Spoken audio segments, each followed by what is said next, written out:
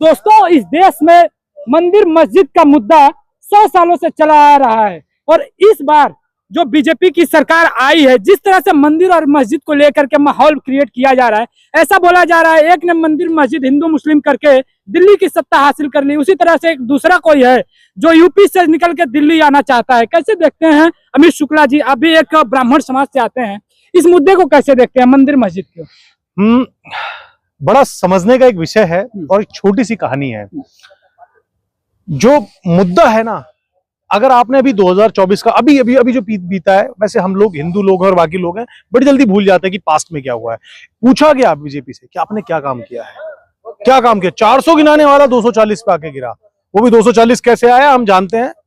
जिसने चंडीगढ़ मेयर चुनाव में 36 वोटों में से 8 वोट चुराने की कोशिश की हो, वो करोड़ों वोटों में कितनी चोरी करेगा हम इसको उम्मीद कर सकते हैं। आपको हरियाणा महाराष्ट्र तो नहीं दिखता है? ठीक है, हम इस पर बात करेंगे। हाँ। बात करते हैं करते मैं तभी तो सवालों पे आ रहा हूँ।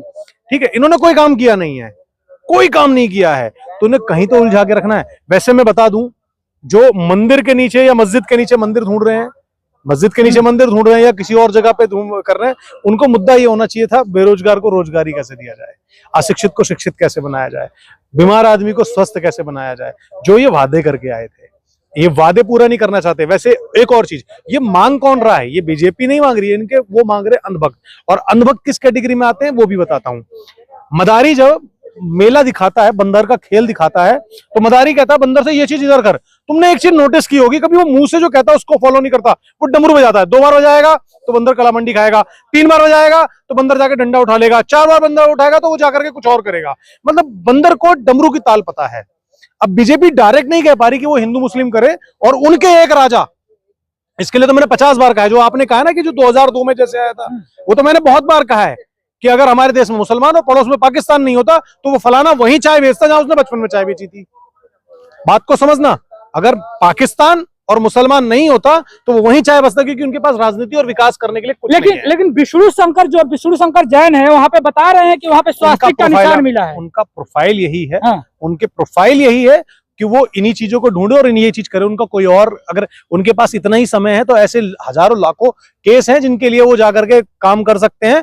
मैं ऐसे व्यक्ति का जो समाज सेवा करना चाहता है, काफी ऐसे गरीब हैं जो असक्षम है कोर्ट तक अपनी बातें पहुंचाने के लिए, ऐसे बहुत सारे मुद्दे हैं जिन पे वो काम करे। जैसे अभी परीक्षा लीक हुई थी, नीट की परीक्षा लीक हो गई, कभी आरओ की परीक्षा लीक होती है। मतलब जितना तो डायपर लीक नहीं हुआ उतनी इस देश में परीक्षा लीक हो जाती है। उन पे जाके मुद्दे लेके आते, युवाओं के वो हीरो बन जाते।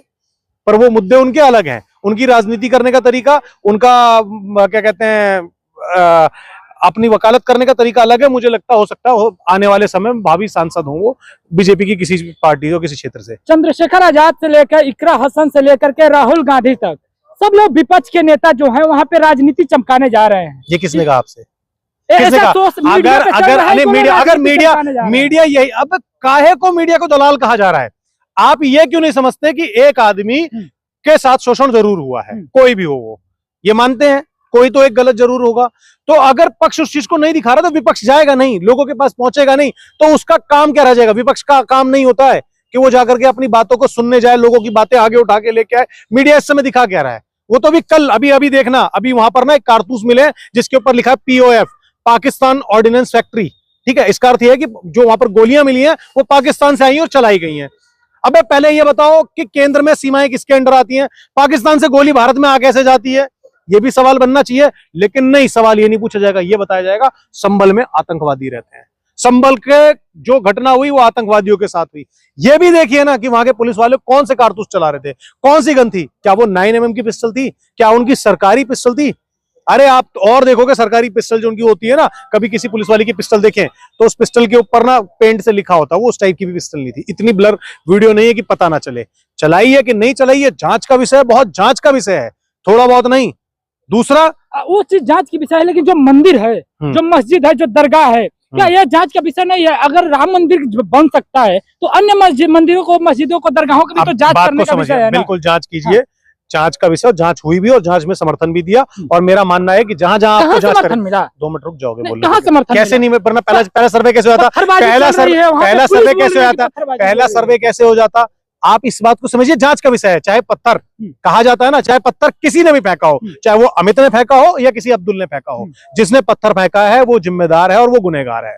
उस पर सजा और उस पर प्रावधान पूरा ढूंढना चाहिए कि उनके लिए क्या उचित दंड होना चाहिए। लेकिन वहां पर यह भी देखना चाहिए कि कौन कौन इसमें पुलिस वाले, कौन कौन वकील और कौन कौन समुदाय इसके लिए संलिप्त है, ये घटना को इतना बड़ा किया जाए। मैं तो कह रहा हूं कि शायद वो रुक गई बहुत अच्छी समय पे, कहीं ना कहीं मैं बीजेपी की तारीफ करता हूं कि उसने बहुत सही समय पे इसको संभाल लिया। कहीं ऐसा ना होता कि वो दूसरा मणिपुर वहां बन जाता, समझ रहे हैं ना, वहां एक आगजनी होने लगती, दो समुदाय तो आपस में जो नेता विपक्ष के जा रहे हैं यहाँ पे, इनको रोक करके ऐसा लग रहा है कि मैंने अभी सवाल संभाला जा रहा है। मेरे को सवाल तो सवाल खत्म करने दीजिए ना। जो आपने बोला कि नेता क्यों रोके जा रहे हैं, वो भी मैं भी बताता हूं, ताकि थोड़े को घुमाया जा सके 10 दिन के अंदर पिक्चर कुछ और थी, कुछ और दिखाया जा सके, ठीक है, बताया कुछ और जैसे नजर सच्चाई छुपाई जा सके। अभी मुद्दे पे आते हैं, पहले बताता हूं। एक लाइन है, रोको मत जाने दो, मतलब रोको मत जाने दो, और एक है रोको मत जाने दो। बात को समझना, एक ही वाक्य है, सिर्फ उसमें जो पूर्ण विराम है वो बदल के लगा है। वैसे ही काम इन लोगों का है। अगर आपको जांच करना है तो आप जांच के आदेश तरीके से दीजिए। न्यायालय आता है, न्यायालय के पास कोई एप्लीकेशन जाती है, वो कहता है ठीक है जाओ जांच करके आ जाओ। ऐसे हो सकता है? अच्छा, ऐसे हो सकता एक है? सवाल आप भारत की न्याय प्रणाली पे इतना बढ़िया विश्वास करते हैं कि आपको सेम डे कह देगी जाओ जांच करके आ जाओ, ऐसा लगता है? एक बहुत बड़ा ये सवाल है भारतीय न्याय व्यवस्था पे। लगातार हम जितने भी लोगों से मिल रहे हैं सबसे, और आम जनमानस जो है वहां पर भी सेंटिमेंट बन चुका है कि जब प्लेसेस ऑफ वर्शिप एक्ट 1991 था उसका पालन क्यों नहीं हो रहा है, लगातार अर्जियों को स्वीकार क्यों किया जा रहा है? उसके पीछे मनसा है कोई, बस ये बताया जा रहा है। हमारी बात समझिए कि मनसा ही गलत है। अगर आपकी सफाई करने की मनसा है तो सही है, लेकिन आपकी गंदगी फैलाने की मनसा है तो वो आप दिखा रहे हैं। आपको क्या लगता है, सफाई करने की मनसा है कि गंदगी फैलाने की मनसा है? वरना वो अगर कहते हैं कि ठीक है एप्लीकेशन आई है, दूसरे पक्ष को भी बुलाइए, बैठ के पहले चर्चा कीजिए कि वो सुनने लायक योग, मतलब वो चीजें जो तथ्य हैं वो सुनने लायक है या नहीं है, जांच का विषय है। क्योंकि वो ये अपनी बचाव में ये कहते हैं कि उनके जो कुछ उनके साथ के लोग हैं वो ये कहते हैं, बता देता हूँ, उनका कहना है कि भाई हम ये थोड़ी कह रहे हैं कि 1990 जो वन है प्लेसेस ऑफ वर्शिप एक्ट जो है उसका हम उल्लंघन कर रहे हैं।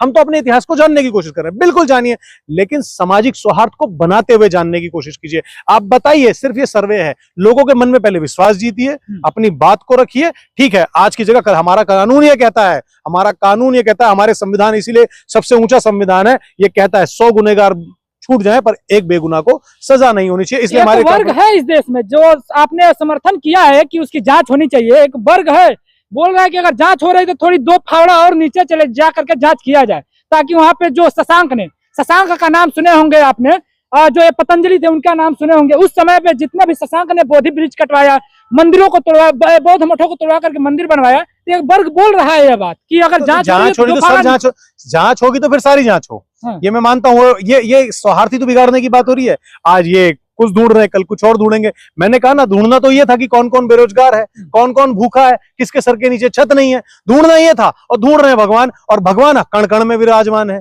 भगवान तो तुम्हारे और मेरे में भी है, भगवान उससे जिससे तुम नफरत कर रहे हो अब्दुल में भी है, सब में भगवान है। आपको लगता है कि इस देश की अदालतें अब सरकार के दबाव में काम कर रही हैं? ये मुझे लगता नहीं, जनता को लगता है, और जनता जानती है कि दबाव में है या नहीं है, या निष्पक्ष है। ये जनता सब जानती है, और सबको पता है, आपको भी पता है कि आप किन के दबाव में क्या बोल सकते हैं, क्या नहीं बोल सकते हैं। लोकतांत्रिक देश होने के बाद भी, बोलने की आजादी होने के बाद भी आप ये सवाल नहीं पूछ सकते हैं कि अडानी को वहां पर 2200 करोड़ रुपए की घूस, अरे नहीं दौड़ के आप फिर वही बात आप कह रहे हैं ना, आप वो सवाल नहीं पूछ सकते हैं। आप ये सवाल नहीं पूछ सकते हैं बीजेपी से जब भी उनके कार्यकर्ता मिलेंगे कि तुम्हारे साहब ने तो कहा था कि 2 करोड़ रोजगार दूंगा, तुम्हारे साहब ने कहा था 15 लाख रुपए खाते में दूंगा, तुम्हारे साहब ने कहा था 35 रुपए का आपको डीजल पेट्रोल दूंगा, तुम्हारे साहब ने कहा था कि अच्छे दिन ले आऊंगा। यही अच्छे दिन है, यही अच्छे दिन है। उसी में सरकार से, प्रशासन से पूछता हूं कि जो पीओएफ का जो उन्होंने दिखाया कि कारतूस यहां मिला है, तो तुम्हारे राज्य के अंदर स्टेट में सरकार तुम्हारी, सीमाओं पे सरकार तुम्हारी, सेंट्रल में सरकार तुम्हारी, ठीक है, उसके बाद ये बाहर से कारतूस कैसे आ गए? अगर आप ये कहना भी चाहते हैं कि उनके बीच में चला है तो कहां से आ गए? इसका मतलब आप कहीं ना कहीं संलिप्त हैं, और नहीं है तो मुझे बताइए। एक बहुत बड़ा सवालिया निशान है भारत सरकार पे। इसी तरह से असम के मुख्यमंत्री हेमंत बिश्व शर्मा झारखंड में प्रचार कर रहे थे, तो बोल रहे थे कि वहां से जो है कि जो देश सीमा पार करके आ रहे हैं लोग, और देश में जो है कि मुस्लिम कम्युनिटी जो है बांग्लादेश से आ रही है और झारखंड में बैठ रही है। तो सवाल ये उठता है कि बीएसएफ के अंतर्गत 25 किलोमीटर का बॉर्डर सीमा आता है,